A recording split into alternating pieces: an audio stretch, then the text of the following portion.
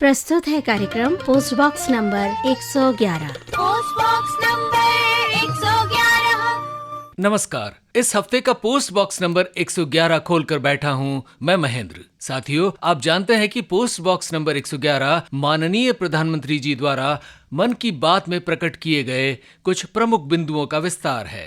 कार्यक्रम को आगे बढ़ाने से पहले सुनते हैं फरवरी के आखिरी रविवार को प्रसारित मन की बात कार्यक्रम में माननीय प्रधानमंत्री जी द्वारा प्रकट किए गए ये उद्गार। मेरे प्यारे देशवासियों, आप में से बहुत सारे लोग ऐसे होंगे जिन्होंने उत्तराखंड में हुए राष्ट्रीय खेलों के रोमांच का आनंद उठाया होगा। देश भर के 11,000 से अधिक एथलीट्स ने इसमें शानदार प्रदर्शन किया। इस आयोजन ने देवभूमि के नए स्वरूप को पेश किया। उत्तराखंड अब देश में स्ट्रॉन्ग स्पोर्टिंग फोर्स के रूप में भी उभर रहा है। उत्तराखंड के खिलाड़ियों ने भी शानदार प्रदर्शन किया। इस बार उत्तराखंड 7वें स्थान पर रहा। यही तो पावर ऑफ स्पोर्ट्स है जो इंडिविजुअल्स और कम्युनिटीज के साथ साथ पूरे राज्य का कायाकल्प कर देती है। इससे जहां भावी पीढ़ियां प्रेरित होती हैं, वहीं कल्चर ऑफ एक्सेलेंस को भी बढ़ावा मिलता है। साथियों, आज देश भर में इन खेलों के कुछ यादगार प्रदर्शनों की खूब चर्चा है। इन खेलों में सबसे ज्यादा गोल्ड मेडल जीतने वाली सर्विसेज की टीम को मेरी बहुत बहुत बधाई। राष्ट्रीय खेलों में हिस्सा लेने वाले हर खिलाड़ी की भी मैं सराहना करता हूं। हमारे बहुत से खिलाड़ी खेलो इंडिया अभियान की देन है। हिमाचल प्रदेश के सावन बरवाल, महाराष्ट्र के किरण मात्रे, तेजस सिरसे या आंध्र प्रदेश की ज्योति याराजी, सब ने देश को नई उम्मीदें दी हैं। उत्तर प्रदेश के जेवलिन थ्रोअर सचिन यादव और हरियाणा की हाई जंपर पूजा और कर्नाटका की स्विमर धिनिधि दे सिंधु ने देशवासियों का दिल जीता। इन्होंने 3 नए राष्ट्रीय रिकॉर्ड बनाकर सबको चौंका दिया। इस बार के राष्ट्रीय खेलों में टीनेज चैंपियंस, उनका नंबर हैरान करने वाला है। 15 साल के शूटर गेविन एंटनी, यूपी की हैमर थ्रो खिलाड़ी 16 साल की अनुष्का यादव, मध्य प्रदेश के 19 साल के पोल वाल्टर देव कुमार मीणा ने साबित किया कि भारत का स्पोर्टिंग फ्यूचर बेहद प्रतिभावान पीढ़ी के हाथों में है। उत्तराखंड में हुए नेशनल गेम्स ने ये भी दिखाया कि कभी हार ना मानने वाले जीतते जरूर है।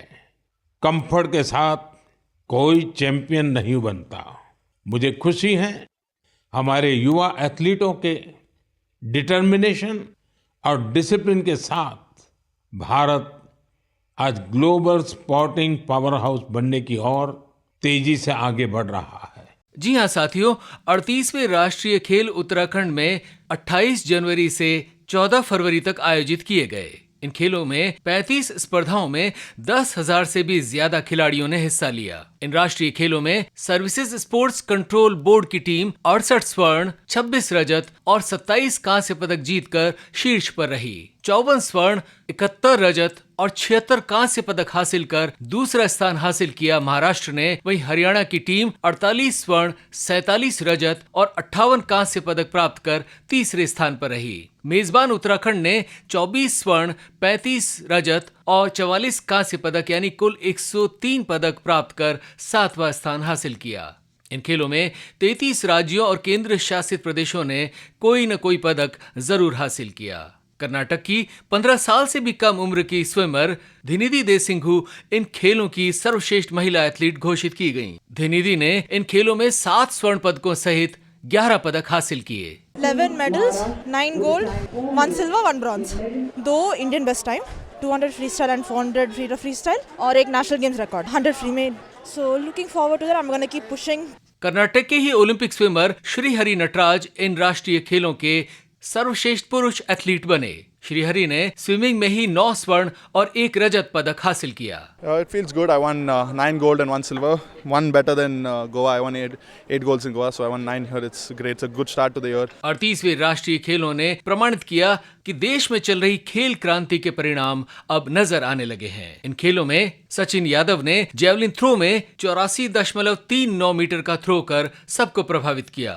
मध्य प्रदेश की देव मीणा ने 5.32 मीटर की कूद लगाकर पोल वॉल्ट में नया राष्ट्रीय कीर्तिमान स्थापित किया।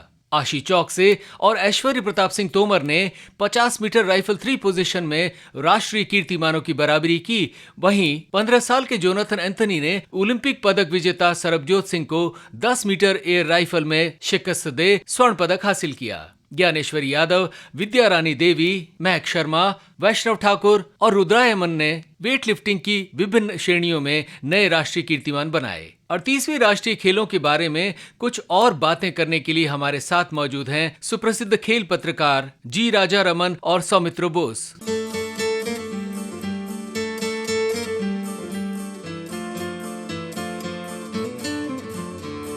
38वें राष्ट्रीय खेल उत्तराखंड में संपन्न हुए। संकल्प से शिखर तक का ये आयोजन था और ये एक तरह से सफल आयोजन था। इस विषय पर बात करने के लिए हमारे साथ मौजूद हैं वरिष्ठ खेल पत्रकार जी राजा रमन और साथ में सौमित्र बोस। राजा रमन जी, आपसे शुरुआत करेंगे। राष्ट्रीय खेलों की परंपरा, पुरानी परंपरा, बीच में कुछ समय ऐसा आया जैसे केरल के राष्ट्रीय खेलों के बाद लंबे समय तक गोवा ने उसका आयोजन नहीं किया। इससे पहले भी कई अवसर रहे जब लंबा गैप आया, लेकिन अब अच्छी बात ये रही कि उत्तराखंड ने इनका समय से आयोजन किया और उम्मीद की जानी चाहिए कि अगले जो 39वें राष्ट्रीय खेल है मेघालय के, वे भी समय से ही होंगे। तो एक तो समय पर इनका आयोजन कर पाना, ये कितना महत्वपूर्ण था? बहुत जरूरी है महेंद्र जी, क्योंकि आप देखें तो खिलाड़ी का बहुत फायदा हो जाता है। एक अनुमान लगता है कि ऑफ सीजन है कई खिलाड़ी के लिए, लेकिन सारे खिलाड़ी आके खेलते हैं क्योंकि अपने अपने राज्य में उनको प्रोत्साहन मिलता है, कुछ पैसे भी मिल जाते हैं। बहुत बड़ा आयोजन है और ये समय पे होना लाजमी बात है, बहुत जरूरी है। और जब तक ये समय पे होते रहेंगे, इसका कैलेंडर में आना शायद संभव हो जाएगा और खिलाड़ियों के लिए इससे बेहतर बात हो नहीं सकती। नेशनल चैंपियनशिप है, वहां पे शायद इतने पैसे नहीं मिलते उनको जितने के राष्ट्रीय खेल में मिल जाते हैं। नेशनल गेम्स खेलना उनमें एक बहुत बड़ी बात है और वहां पे अपना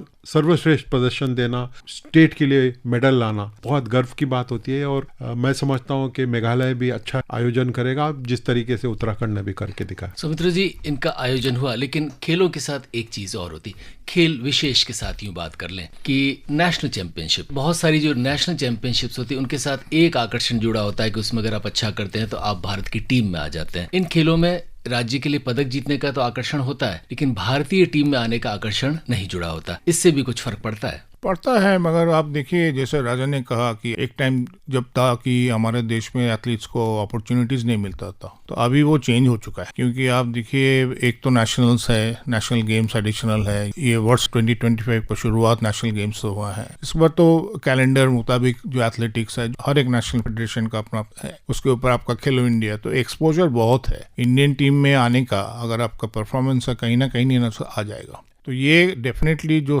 टैलेंट स्काउट्स है, जो असेसमेंट्स है, कोचेस को नजर में तो जरूर आएंगे। हर एक एथलीट चाहते हैं कि हमको अपॉर्चुनिटी मिले, प्लेटफॉर्म मिले, तो इस लिहाज से आप नेशनल गेम्स को एक प्लेटफॉर्म हिसाब से देखिए। राजा जी, राष्ट्रीय खेलों का जिक्र चला तो ये आरोप राष्ट्रीय खेलों पर लगता है कि यहाँ पर बहुत ज्यादा नेशनल रिकॉर्ड्स नहीं बनते। जैसे आपने देखा हो तो इन राष्ट्रीय खेलों में भी वेट लिफ्टिंग में स्नैच, क्लीन एंड जर्क में कुछ राष्ट्रीय कीर्तिमान बने, एथलेटिक्स में 1-2 रिकॉर्ड जरूर राष्ट्रीय खेल बने, नेशनल गेम्स कीर्तिमान तो बने, लेकिन बहुत ज्यादा राष्ट्रीय कीर्तिमानों की झड़ी इनमें नहीं लगी। तो ये माने कि राष्ट्रीय खेलों में एक तो ये कि सर्वश्रेष्ठ खिलाड़ी नहीं आते या खिलाड़ी वहां सर्वश्रेष्ठ प्रदर्शन नहीं कर पाते। ये ऑफ सीजन हो जाता है। जनवरी फरवरी में जब आप आयोजन करते हैं, आमतौर पे आपका स्पोर्ट्स सीजन नवंबर तक खत्म हो जाता है। उसके बाद खिलाड़ी ऑफ सीजन में चले जाते हैं और फिर मार्च या अप्रैल में अंतर्राष्ट्रीय कैलेंडर के हिसाब से वो उनका शुरू हो जाता है। अगर भारतीय ओलंपिक संघ चाहे, अगर भारतीय सरकार चाहे, तो हर 2 साल में आप आयोजन कर रहे हैं तो या तो ओलंपिक खेल के 1 महीने बाद कर लें या फिर एशियन गेम के 1 महीने बाद कर लें, लेकिन जरूर करें ताकि सर्वश्रेष्ठ खिलाड़ी आए और फिर सबसे अच्छा प्रदर्शन दे, कीर्तिमान वहां पे स्थापित होंगे। मेरा ये मानना है कि आजकल के खिलाड़ी जो खास करके एथलेटिक्स हो हो या स्विमिंग हो, वो चाहते हैं कि अंतर्राष्ट्रीय शूटिंग हो या आर्चरी हो, अंतर्राष्ट्रीय स्तर पर प्रदर्शन बहुत अच्छा करना चाहते हैं। तो शायद स्टैंडर्ड एक दर्जा नीचे हो जाता है नेशनल गेम्स में, लेकिन कोई बात नहीं। मुझे लगता है कि जब दीपिका कुमारी जैसे एथलीट वहां पर आके खेलती है और फिर स्वर्ण पदक जीतती है आर्चरी में, खेल के लिए बहुत अच्छी बात है। राष्ट्रीय खेल के लिए इससे भी अच्छी बात हो जाती है, क्योंकि बड़े नाम जब आके खेलने लगते हैं तो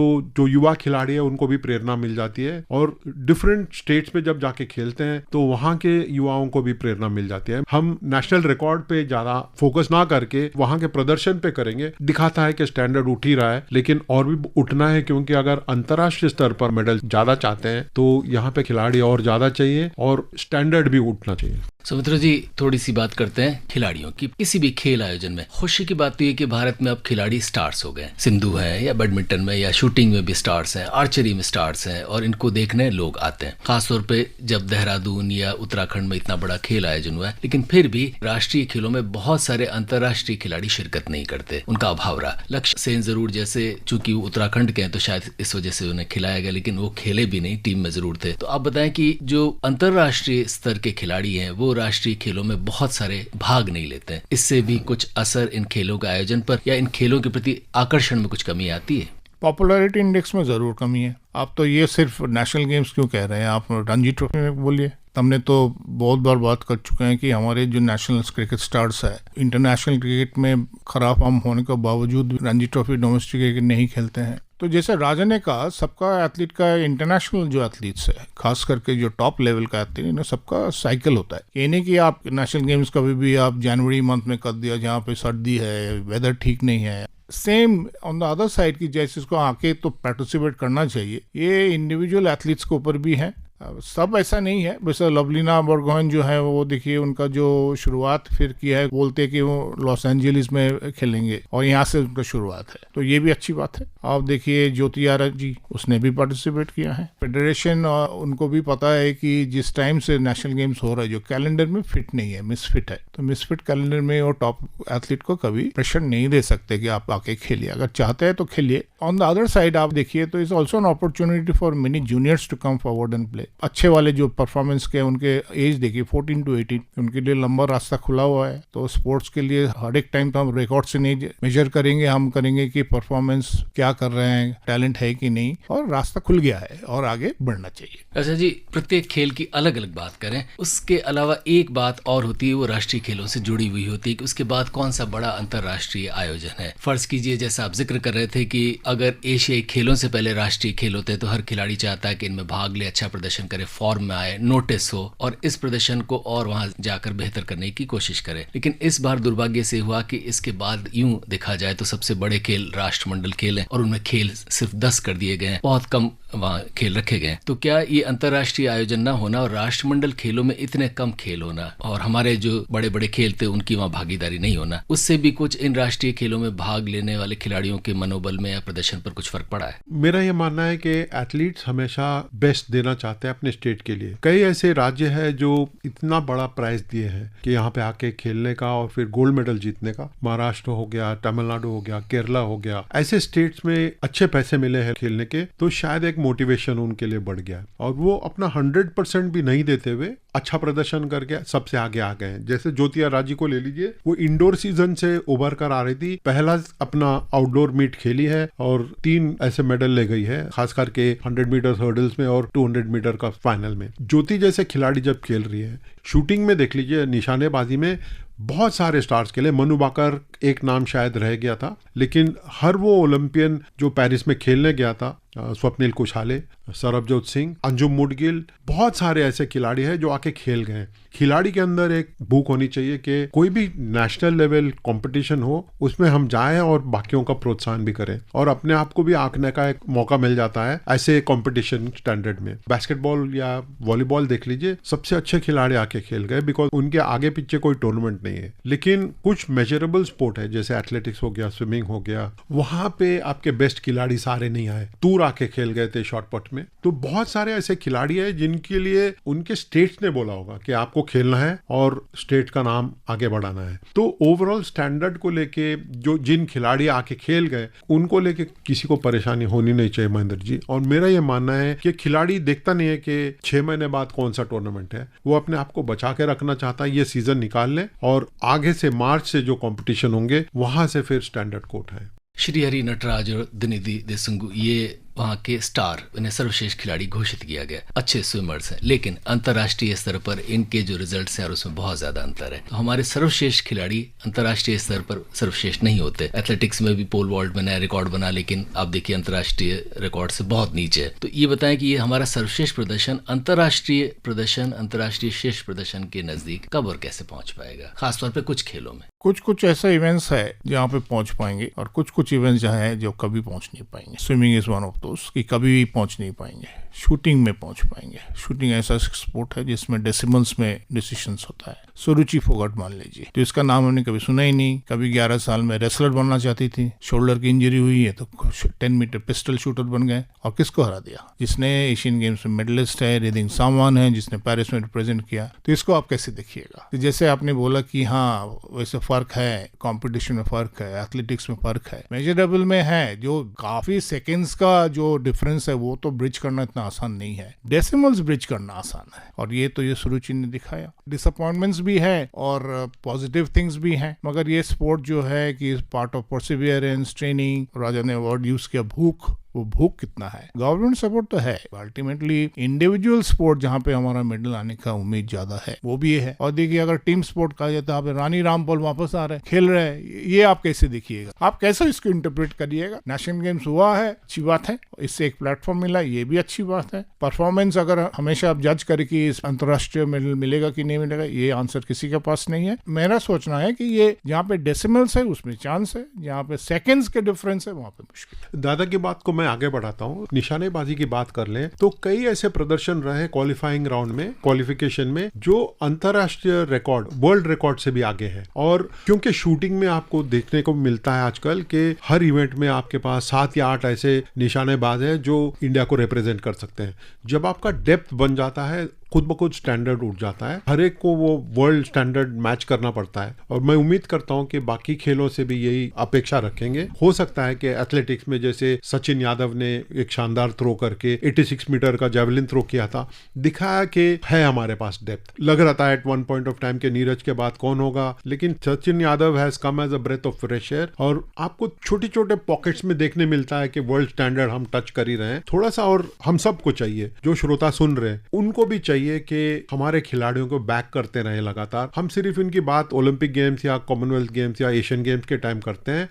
हर बार बात करनी चाहिए भारतीय खिलाड़ी के बारे में। उनको भी प्रोत्साहन मिलेगा और वो और बेहतर प्रदर्शन कर दिखाएंगे। राजा रमन जी, बहुत सारी पॉजिटिव बातें हैं, उनके बारे में बाद में बात करेंगे, लेकिन एक बात और कि टॉप्स की जो स्कीम थी, सरकार पर अभी आरोप लग रहा है खेल मंत्रालय पर कि उसमें जो खिलाड़ियों का नंबर था उसे रिड्यूस कर दिया। हालांकि ये अच्छी बात है कि शूटर्स उसमें अभी भी सब्सटेंशियल नंबर में है, लेकिन बाकी गेम्स में कम हुए। इस कदम का क्या खिलाड़ियों पर फर्क पड़ेगा, खासतौर पर अंतर्राष्ट्रीय स्तर पर उनके प्रदर्शन पर? महेंद्र जी, ये पहली बार नहीं है। ओलंपिक गेम्स के तुरंत बाद नंबर घटाना ये पहली बार हुआ नहीं है। मुझे याद है 2016 में भी हुआ था, 2021 में भी हुआ था, अब 2024 में भी यही हुआ है। तो खिलाड़ियों को एक्सपेक्ट करना चाहिए, जिनका प्रदर्शन उतना जबरदस्त नहीं रहा वो तो एक्सपेक्ट करेंगे ही कि उनको या तो टॉप से हटाया जाएगा या फिर कोर से हटा के उन्हें डेवलपमेंट में रखा जाएगा। तो खिलाड़ी को एक्सपेक्ट करना चाहिए, जब आप सर्वश्रेष्ठ प्रदर्शन नहीं देते ओलंपिक गेम में, कहीं ना कहीं आपको उसका खामियाजा भुगतना पड़ता है। लेकिन मेरा ये मानना है कि कुछ ऐसे खिलाड़ी है जिनको सपोर्ट की अब जरूरत पड़ती है। अगर सरकार थोड़ा सा विचार करे, टॉप्स की जो मिशन ओलंपिक सेल है वो थोड़ा सा विचार करे। मैं आपको उदाहरण दूंगा, विष्णु शरवणन एक बहुत अच्छे सेलर है, उन्होंने 18वां स्थान प्राप्त किया था ओलंपिक गेम्स में। और ऐसे खेल में 18th आना बहुत बड़ी बात होती है। ऐसे खिलाड़ी को आप सपोर्ट करेंगे तो वो हो सकता है कि टॉप 10 में अगली बार फिनिश करें, और अगर थोड़ा सा किस्मत चमक भी गया तो मेडल भी आ सकता है। उनको आप टॉप से हटा रहे हैं। एक मैसेज कभी कभी जाता है कि आपको सपोर्ट नहीं मिलेगा। क्या हम उन्हीं को सपोर्ट करें जो हमेशा अच्छा प्रदर्शन करते रहेंगे? ये शायद टॉप्स को सोचना पड़ेगा थोड़ा सा। मेरा ये मानना है कि जो सेकेंड लेवल ऑफ एथलीट्स है, जिन्होंने चौथे प्लेस पे या क्वार्टर फाइनल खेला है, उनको थोड़ा सा पुश की जरूरत है और वो टॉप्स करके दिखा सकते। राजरमन जी, यहाँ थोड़ा सा संदर्भ पेरिस ओलंपिक का भी लेना पड़ेगा। पेरिस ओलंपिक के प्रदर्शन के बाद ये आरोप खिलाड़ियों पर लगा, और खास तौर पर तब जब अरशद नदीम ने पदक जीता, कि आप सुविधाओं की बात करते हैं, आप आर्थिक सपोर्ट की बात करते हैं, फैसिलिटीज की बात करते हैं। प्रकाश पादुकोण खास तौर पर लक्ष्य सेन की जो मेडल वाली जो है वो हारने के बाद बोले कि अब आप इन्हें कितना सपोर्ट करेंगे, गवर्नमेंट से आप क्या उम्मीद करेंगे, इससे ज्यादा गवर्नमेंट कुछ नहीं कर सकती। आफ्टर ऑल वो खिलाड़ी है जिसे परफॉर्म करना पड़ेगा। और यही देखिए आप, अरशद नदीम ने कोई किसी भी तरह का कोई भी सपोर्ट नहीं था, ओलंपिक स्वर्ण पदक जीता। तो यहाँ पर एक प्रश्न पेरिस ओलंपिक के बाद ये भी उठने लगा है कि गवर्नमेंट सपोर्ट अच्छा मिल रहा है, मिलता रहेगा, इसके बाद भी क्या हमारे खिलाड़ियों में क्या वो भूख नहीं है, या इस सपोर्ट का वो ठीक ठाक फायदा नहीं उठा पाया, जिस वजह से वे ओलंपिक में खास तौर पर अच्छा प्रदर्शन नहीं कर पाते। महेंद्र जी, ये फेलियर शायद हम पत्रकारों की है। मैं आपको वजह बताता हूँ। आप देखिए, हमारे पास 6 पदक वाले खिलाड़ी थे, हॉकी टीम भी शामिल था। 21 ऐसे खिलाड़ी लौटकर आए भारत में जिन्होंने पदक ले आए घर पे। 8 ऐसे खिलाड़ी थे जो 4th फिनिश किए हैं, हम उन्हें नजरअंदाज कर रहे हैं। उसमें लक्ष्य सेन भी शामिल है। लक्ष्य सेन है, अंकिता बखत है, धीरज है, मीराबाई चानू है, और हम उनको भूल रहे हैं। 6 आपके पास मेडल है, 6 और मेडल आ सकते थे जो 4th प्लेस फिनिश किए हैं, और 4 या 5 ऐसे टीम्स या खिलाड़ी थे जो क्वार्टर फाइनल में हार गए,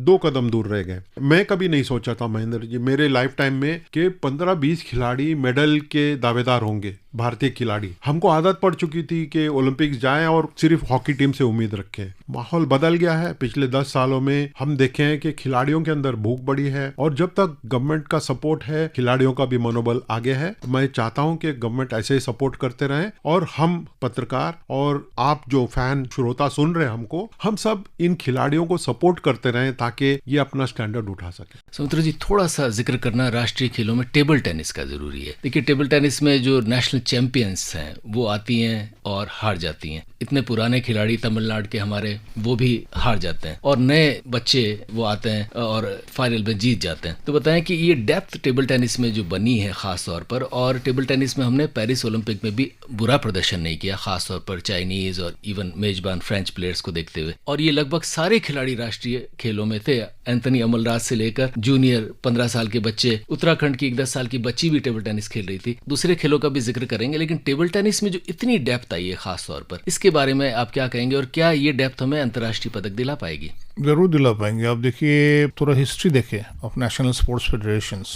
मेरा मानना है कि table tennis federation of India वो सबसे ऑर्गेनाइज था। कि हम लोग जब पत्रकारिता शुरू किया है 1986 से, तब से मैं देख रहा हूँ। हम बंगाल से है, और बंगाल का जो टेबल टेनिस डेप्थ था वो अमेजिंग था। बंगाल टेबल टेनिस एसोसिएशन था, और जो एडमिनिस्ट्रेटर्स था वेरी वेल ऑर्गेनाइज्ड, और टेबल टेनिस को माना जाता था कि सबसे अच्छा फ्लो ऑर्गेनाइजेशन BCCI से भी अच्छा माना जाता। तो उसी का रिजल्ट शायद आपको दिख रहा है। आप रैकेट स्पोर्ट्स में देखिए, सिर्फ टेबल टेनिस नहीं, स्क्वॉश में देखिए हमारा कैसा परफॉर्मेंस रहा इंटरनेशनली। बैडमिंटन में भी देखिए, PV सिंधु मैं मानता हूँ काफी लकी है कि टॉप्स में है, मगर हमारा जो डेप्थ है उसको अगर हम ज्यादा प्रोत्साहन दे, ज्यादा सपोर्ट दे। सपोर्ट हमेशा फाइनेंशियल नहीं होता है, मानसिक होता है। जैसे एक चीज हमने मिस कर गया कि मॉरल सपोर्ट। आप निखत जरीन को मानिए, उसको क्यों जम्मू कश्मीर में पहाड़ में जाना पड़ा कि कोई इससे बात नहीं कर रहा है, ये गलत बात है। हम जो एथलीट जो है उसको हम भूल जाते हैं। ये क्रिकेट नहीं है, क्योंकि हमें भी पता है कि जो ओलंपिक स्पोर्ट्स में कभी कभी हम बात करते हैं,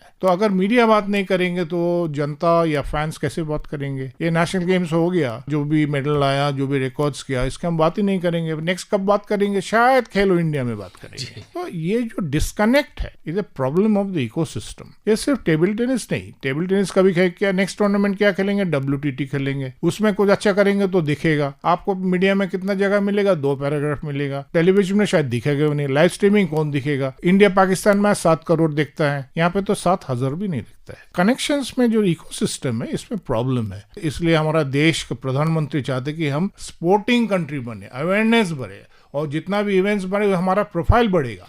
निखत जरीन का जिक्र उन्होंने मन की बात में किया। देखिए, प्रधानमंत्री खुद जिक्र कर रहे हैं। अगर किया है तो सरकार का भी जो स्पोर्ट्स मिनिस्ट्री भी है, उनको भी इसको ख्याल रखना चाहिए कि ठीक है, उसने शायद मेडल नहीं जीत पाया, वो फर्स्ट राउंड में हार गया, सेकंड राउंड में हार गया, मगर उसको नजरअंदाज नहीं करना। राजा जी, बहुत सुंदर बातें इन राष्ट्रीय खेलों में देखने को मिली। पहली बात ये थी कि अब जो गेम्स में डेप्थ आई है, देखिए फेंसिंग, जिसके बारे में कोई नहीं जानता था, चाहे उसका श्रेय आप भवानी देवी को दे दें, लेकिन फेंसिंग की भी प्रतियोगिता हो रही है, उसमें अच्छे खिलाड़ी आ रहे हैं। आर्चरी देखिए आप, उसमें तीनों, इवन इंडियन आर्चरी में भी खूब सारे खिलाड़ी आ रहे हैं, और खिलाड़ी मतलब उनका ढेर है। ऐसा नहीं है कि एक खिलाड़ी आ रहे हैं, दो खिलाड़ी आ रहे हैं। परंपरागत खेलों में, योगासन में देखिए आप, मलखंब है, कबड्डी जो बीच कबड्डी हो रही है, यानी खेलों में डेप्थ, यानी युवा खिलाड़ी जो खेलना चाहते हैं अब वो मलखंब भी खेल सकते हैं, फेंसिंग भी खेल सकते हैं, उनके पास अपॉर्चुनिटीज बड़ी हैं। महाराष्ट्र में गांव में देखिए आप, छोटी छोटी बच्चियां अब तीरंदाजी कर रही हैं, अरुणाचल से वेट लिफ्टर्स आ रहे हैं, तो डेप्थ बहुत बड़ी है खेलों में। तो ये बताएं कि राष्ट्रीय खेलों तक तो इस समय सीमित नहीं भी माने, पर इतने सारे खेलों का आयोजन हो रहा है जिसमें देश के कोने कोने से खिलाड़ी आ रहे हैं, तो ये क्या इस बात का प्रमाण है कि भारत राष्ट्र में एक खेल चेतना का शुरुआत तो हो चुकी है? इसमें कोई शक नहीं है। पिछले 10 सालों में खेल के प्रति सरकार में और फिर खेल संघ में एक अवेयरनेस आ गया है कि आप प्रोफेशनल नहीं बनेंगे तो रह जाएंगे पीछे। कई सारे खेल संघ हैं जो प्रोफेशनल बनते आए हैं, जिन्होंने खिलाड़ी के लिए लीग्स बनाए हैं, और कई सारे खेल ऐसे हैं जो छोटे छोटे खेल है। टाइक्वांडो हो गया, इसके अंदर हो सकता है कि 3-3 खेल संघ है राष्ट्रीय स्तर पर, वहां पे पॉलिटिक्स है लेकिन खिलाड़ी खेल रहे हैं। कुश्ती में सबको पता है कि दिक्कतें चल रही है लेकिन खिलाड़ी आके अच्छे खेल खिलाड़ी रहे आ हैं। रहे हैं। मुक्केबाजी में दिक्कत चल रही है लेकिन खिलाड़ी खेल रहे हैं। तो एक सिस्टम बन चुका है और हर स्टेट से, हर यूनियन टेरिटरी से कोई ना कोई खिलाड़ी आ रहा है, कहीं ना कहीं से उन्हें कोचिंग प्राप्त हो रही है। यहाँ एक कितना सुंदर उदाहरण है, अंडमान और निकोबार से हमारे साइकिलिस्ट आ रहे जी। हैं और एशियाई स्तर पर पदक जीत रहे हैं। 61 मेडल्स है जिसमें से 22 गोल्ड मेडल्स है, और सबसे अगर आप रैंकिंग करें स्पोर्ट में, साइकिलिंग टॉप 10 में आएगा। और एक स्पोर्ट जो आएगा, जैसे राजा आपने कहा कि नॉर्थ ईस्ट से वेट लिफ्टर्स आ रहे हैं, और एक स्पोर्ट जो अच्छा हम कर रहे हैं वो वुशु, जम्मू कश्मीर वहाँ के जो बच्चे हैं मार्शल स्पोर्ट्स में बहुत अच्छे बच्चे हैं। जो फेडरेशन है इसमें पॉलिटिक्स बहुत ज्यादा है, एक नहीं 3 फेडरेशन है। अगर जब तक इसका सोल्यूशन जो सरकार अभी करना चाहते हैं अगर कर पाएंगे तो ये देखिएगा the right athlete will get the right exposure. और मान लीजिए कि चलिए ओलंपिक स्पोर्ट नहीं है, डजंट मैटर, एटलीस्ट स्पोर्ट तो है। सुंदर जी, थोड़ा सा जिक्र स्टेट्स का भी करेंगे क्योंकि राष्ट्रीय खेलों में स्टेट्स की टीम आती है, और स्टेट्स में एक उदाहरण जो सबसे पहले आता है वो होता है हरियाणा के। हरियाणा सरकार जो है उसने सबसे पहले खिलाड़ियों को डिप्टी एसपी की पदवी, उसके साथ साथ आर्थिक लाभ दूसरे देने शुरू किए। दूसरे कई राज्यों ने भी इसका पीछा किया और वैसा करने की कोशिश की। कुछ स्टेट्स में ये आरोप लगता है, खासतौर पर केरल में लगता है कि वहाँ खिलाड़ियों को कोई सुविधा नहीं दी जाती। श्रीजेश मेडल जीत कर आए लेकिन केरल सरकार ने उन्हें कोई भी बड़ा सम्मान, आर्थिक सम्मान नहीं दिया, क्योंकि अर्थ भी खेल से जुड़ा है। खिलाड़ी को थोड़ा पैसा मिलता है, उससे प्रेरणा भी मिलती है, मदद मिलती है, घर वाले सपोर्ट करते हैं। लेकिन अब देखा जाए तो बिहार में भी देखिए, अब आपकी बहुत अच्छा हॉकी का उन्होंने आयोजन किया, महिलाओं की चैंपियंस ट्रॉफी का, और बिहार से बहुत अच्छे खिलाड़ी इन राष्ट्रीय खेलों में भी देखने को मिले, खासतौर पर राजा जी आर्चरी में। तो ये जो स्टेट्स का सपोर्ट है, छोटे छोटे स्टेट्स अब बहुत सपोर्ट कर रहे हैं, उसका परिणाम भी देखने को मिला है और वहाँ खिलाड़ियों का स्तर भी सुधरा है। इससे भी क्या बहुत ज्यादा फर्क पड़ा है राष्ट्रीय खेलों में और खासतौर पर अंतर्राष्ट्रीय स्तर पर बाद में? पढ़ेंगे आपको, इस लिहाज से आपको हम एक एग्जाम्पल देना चाहते हैं। जो हमारे state minister of state sports जो है उसने बहुत अच्छी चीज की है। स्पोर्ट्स पहले ये स्टेट सब्जेक्ट है, और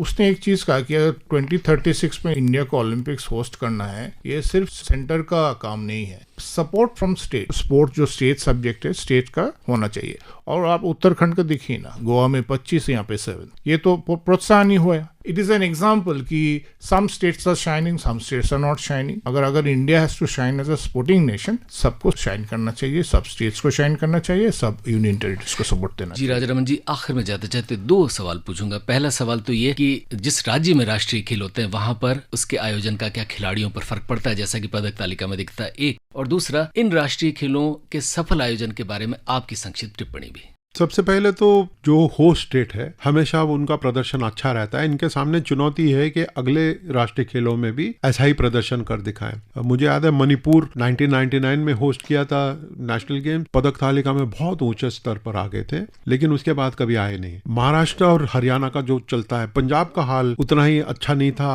अब की बार जितना हमेशा होता है। तमिलनाडु से उम्मीदें बहुत ज्यादा रहती है, केरला से उम्मीदें बहुत ज्यादा रहती है। मैं समझता हूँ कि ऐसे स्टेट्स को वापस फिर स्पोर्ट्स में ज्यादा इंटरेस्ट देना चाहिए। लेकिन ये महाराष्ट्र का उदाहरण देखिए आप, वहाँ पदक तालिका में पिछले खेलों में नंबर 1, इस बार वो सर्विसेज को टक्कर दे रहे थे, और वहाँ बहुत ज्यादा कहते हैं ग्रास रूट लेवल बहुत ज्यादा सपोर्ट भी नहीं है, फिर भी खिलाड़ी आ रहे हैं। क्लब लेवल पे जो खेल होता है महाराष्ट्र में बहुत ही अच्छे तरीके से होता है, चाहे वो मालखम्ब में हो, रेसलिंग में हो, चाहे वेट लिफ्टिंग में हो, एथलेटिक्स में हो, स्विमिंग में हो, उनके पास फैसिलिटीज है टेबल टेनिस है, और वो अच्छा करके दिखाने का मादा रखते हैं। और वहाँ का स्टेट गवर्नमेंट ने बहुत पहले ही बता दिया कि राष्ट्रीय खेलों में जो अच्छा प्रदर्शन करेंगे उन्हें अच्छे तोहफे मिलेंगे। बिहार को ले लीजिए आप, हमारे सामने एक लड़की 18 साल की लड़की जो कोमलिका बारी को हराई रिकर्व आर्चरी सेमीफाइनल में, उसे तुरंत वहीं के वहीं नौकरी मिल गई थी पुलिस में, बिहार पुलिस में नौकरी लग गई थी। जब ऐसा प्रोत्साहन मिलता है तो कोई भी स्टेट आगे बढ़ने के लिए तैयार हो जाता है। लेकिन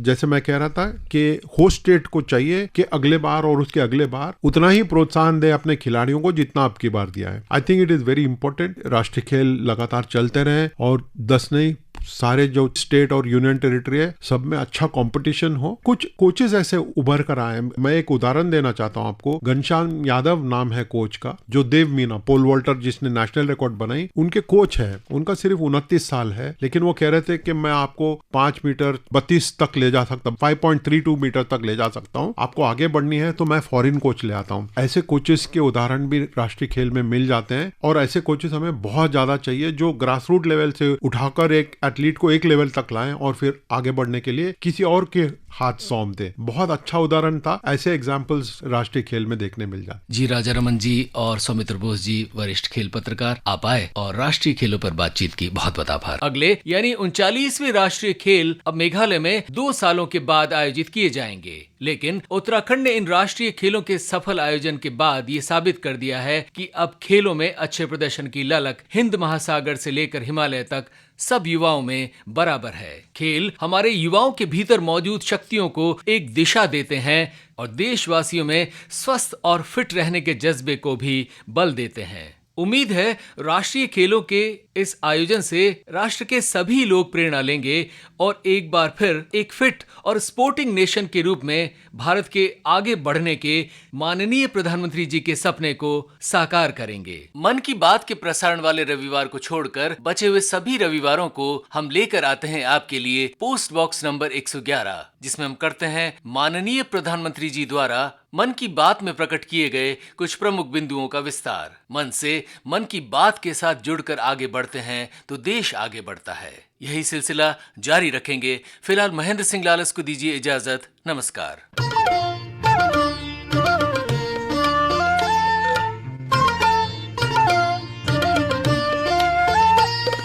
अभी आप सुन रहे थे कार्यक्रम post box number 111। Post box number 111। इस कार्यक्रम के प्रस्तुतकर्ता थे Mahendra Singh Lalas. Post box number